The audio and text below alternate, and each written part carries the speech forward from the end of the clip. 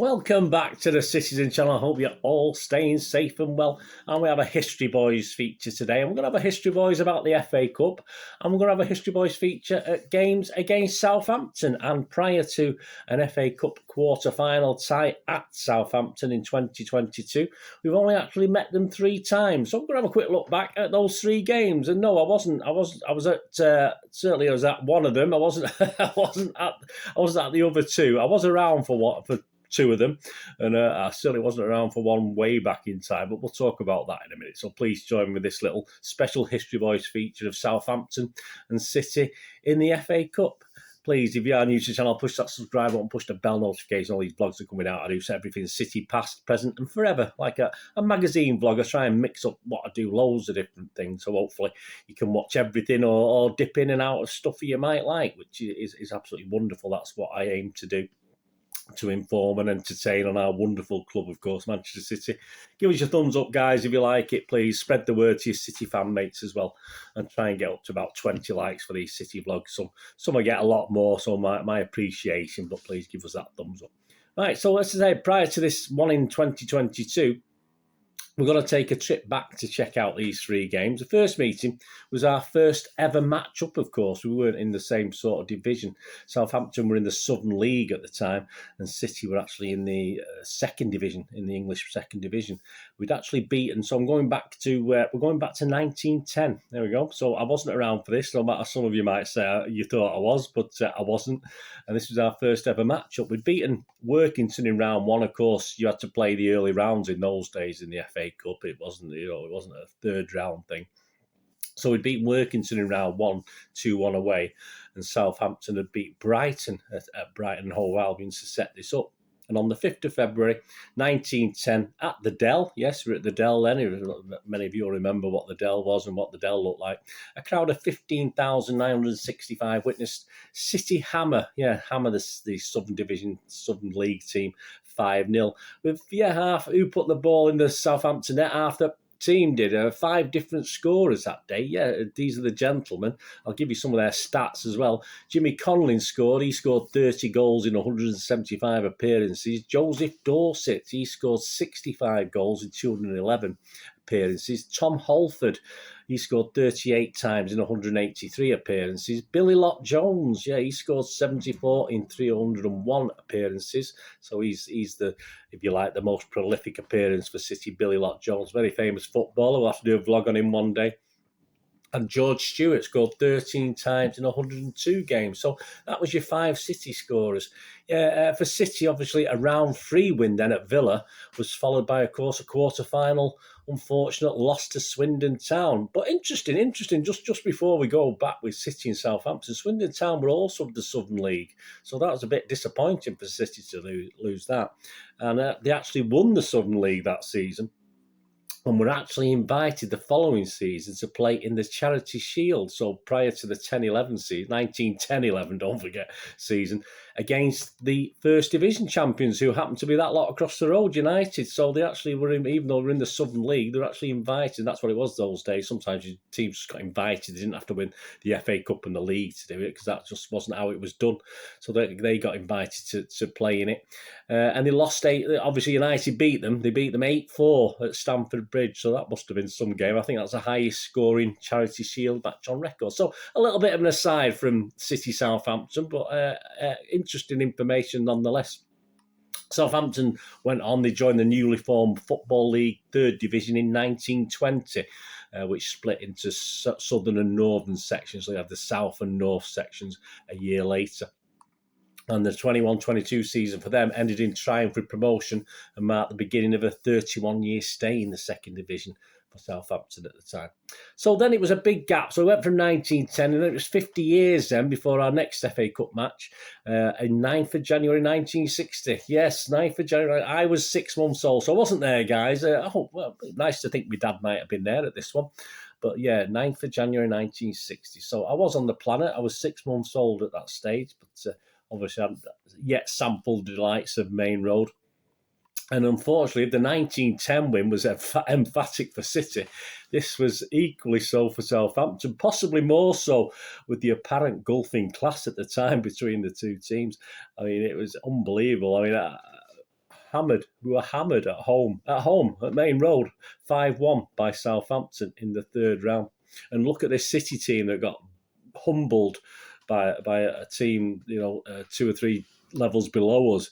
Troutman, Brannigan, Sear, Oakes, McTavish, Barnes, Barlow, Hayes, McAdams, Fagan, Colbridge. It wasn't a bad team. I mean, we weren't set in the first division, don't get me wrong, but it wasn't a bad team. And a crowd of 42,065 witnessed this shameful defeat. And this is parts of a match report taken from the City programme on the 8th of September against Southampton, 1979. An interesting year in itself, that one. But this is just little excerpts from it. So I'll just read from there. Saints were in the third division south, and few people gave them any chance of snatching even a draw from first division City, but the unsung visitors had other ideas. Derek Reeves, Saints' slick little 24-year-old centre-forward, was a 4-goal hero, but Terry Payne was a tormenting chief to City's defence. Cliff Sear had a nightmare trying to cope with the wily Payne, who made 3 goals for Reeves and another for O'Brien. Payne's outstanding performance had the critics searching for superlatives and prompted one enthusiastic writer to comment, young 20-year-old Payne's exceptional ball control and speed at outside right mark him down as a bright future prospect. How pathetic it was. Payne went on to win 19 caps for England and made a record number 713 appearances for the Saints. Colin Barlow, 80 goals in 189 for City. That was his stat. Put City in front, believe it or not, with a header when he took advantage of a defensive lapse between Charles and Page. There was little hint of the drama to follow went on the report. Saints fought back and Reeves scored the equaliser after a cleverly worked short corner from Sydenham and Payne. Payne again sent the hapless Sear the wrong way and provided Reeves with a perfect pass to slot home his second goal. Then Reeves rattled the City bar just before half-time when Saints changed ends with a 2-1 lead. I'm sure even at 2-1 we must have surely had a chance. Yeah, and City fans expected a second half revival. Of course we would have done. But they were shocked as Saints went strength to strength. Payne again saw the City defence apart and teed up chances for O'Brien to score and later for Reeves to complete his hat-trick. Just before the end, cock-a-hoop, I bet he was, Reeves completed the scoring with his 4th goal when he converted a pass from Sydenham. Southampton's cup run, of course, this is me now. Southampton's cup run would end in the next round, unfortunately. They were beaten in a replay at Watford after a 2-2 draw at home. But amazing victory for Southampton at our place. So that was sort of 1 each at that stage. And yes, talk about humbling, all right. We had a goal advantage if you take the aggregates, but hey, that was embarrassing. That was a hell of a result. That was a real FA Cup giant killing shock if ever there was one. 47 years later, and the final time we meet Southampton before 2022, we go to the 28th of January 2007. And yes, this is one. A lot of you would have been at. A lot of you on watching this would have been at this one, like myself. And we met for the third and final time for this 2022 matchup, and it was a 4th round tie. Yeah, it wasn't the Etihad then, was it, guys? It was just Eastlands or City of Manchester Stadium, whatever we called it. New Main Road, I heard someone call it as well. Which pushing it a bit. But we'd beaten Sheffield Wednesday at home 2-1 in a replay after a 1-1 draw at Hillsborough. We were at that one in round 3. Southampton had won 2-0 at Torquay. So the City team that day, we had obviously more familiar names, of course. Weaver, Richards, Dunn, Distan, Beasley, Barton. Hammond came on 86 minutes. Dabo, I forgot who Dabo is. Ireland, you probably know. Trabelsi, just about heard of it, remember him. Vassell, of course. Abdoon came on 89th minute. There's a name. I have no idea. Abdoon, I'll have to look up what he did for us.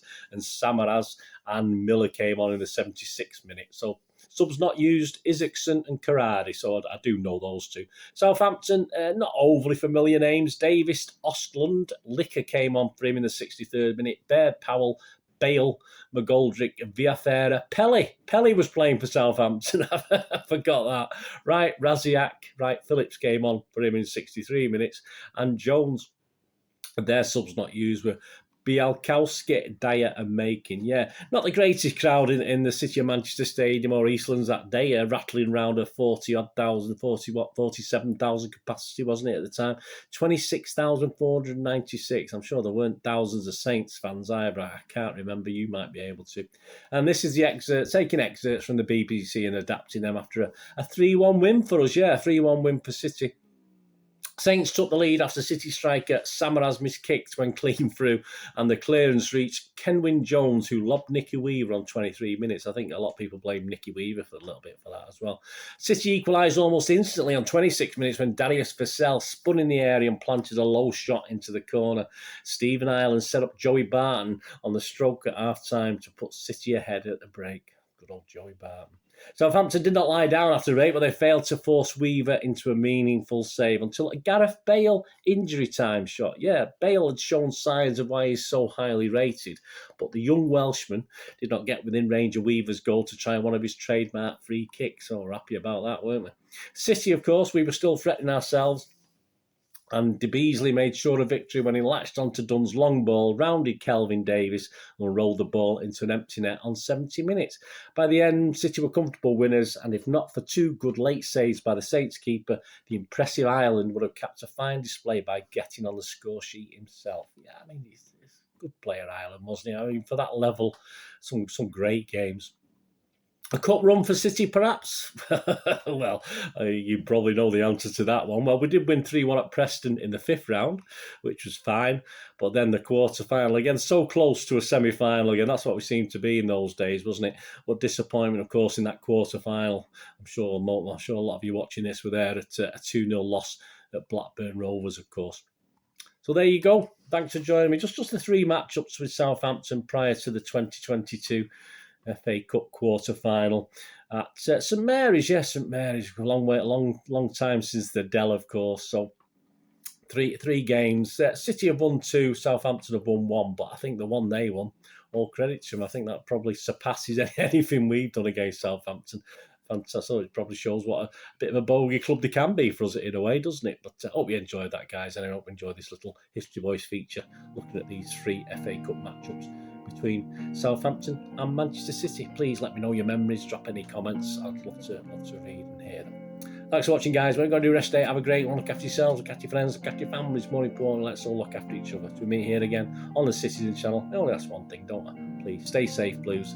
Come on, City. Thanks for watching. Bye for now.